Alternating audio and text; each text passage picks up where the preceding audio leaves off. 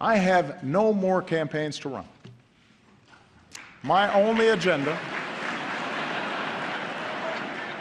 I know because I won both of them.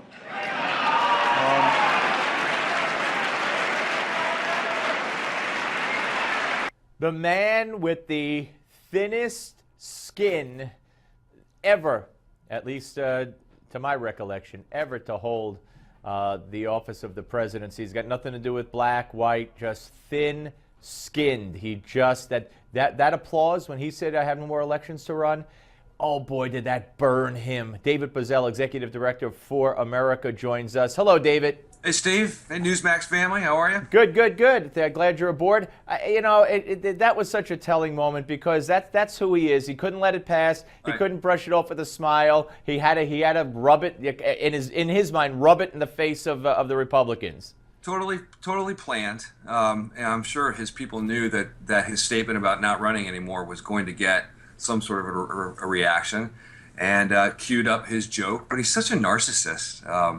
I hope Republicans do with the State of the Union. I hope they just take that speech and chuck it in a garbage disposal, because that's what I think that speech was worth last night. Just an outright assault on the middle class. I mean, this man's policies have been in effect for the last 6 years, and then last night he stands up and tells everyone how in desperate need of help the middle class is. It's because of him. So, and every policy that he said, every bill that he said he would veto, every topic that he or issue that he classified as a minor bickering. We can't bring up immigration differences or healthcare differences or all those issues played a part in the biggest landslide in decades, and he's waving it off as a little pointless bickering. How dare anyone wish to subscribe to the rule of law? How dare anyone wish to subscribe to the checks and balances that the founding fathers created? That Congress, write and pass bills, and Congress is in charge of the power of the purse. But the Republicans have kind of a challenge ahead of them. Do they maintain their campaign promises? I mean, take the immigration discussion. They ran over 10,000 ads in the month of October alone, promising that they would stop this stuff. And we are not going to make the distinction between those who decree executive orders and those who fund them. And Republicans need to take that to make sure that they maintain their promises that got them into the position that they're in. Take his State of the Union, throw it in the dumpster. Apparently, Michelle Obama has money trees growing in her turnip gardens because her husband thinks that just money is just falling from the sky, and he can give free this and free that to every which segment of society he chooses.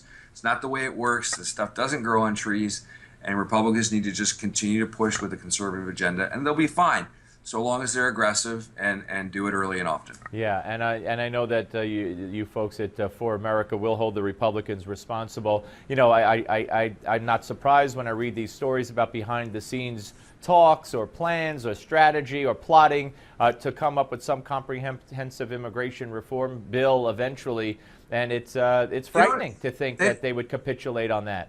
They don't need to scheme it. Look, the Department of Homeland Security is going to get funded one way or the other. It's mandatory to fund it. So you need to strip him of the authority to do what he wants to do, plain and simple. And that's essentially what you promised the American people you would do. So this is what Mitch McConnell is paid to do. And he's the head coach of the Senate here, and he's got to come up with the legislative game plan that's going to accomplish the priorities that got them into office. Well, I'll tell you, David, it wasn't a pep talk when right after the election he said there will be no government shutdown. In other words, Mr. President, whatever you want, sir. Hey, David, keep the good work up and say hello to your dad. Appreciate it. David Bozell, Executive Director of ForAmerica. And coming up next right here on the Steve Malzberg Show, it's Gimme 5 if you keep it where it is on Newsmax Television.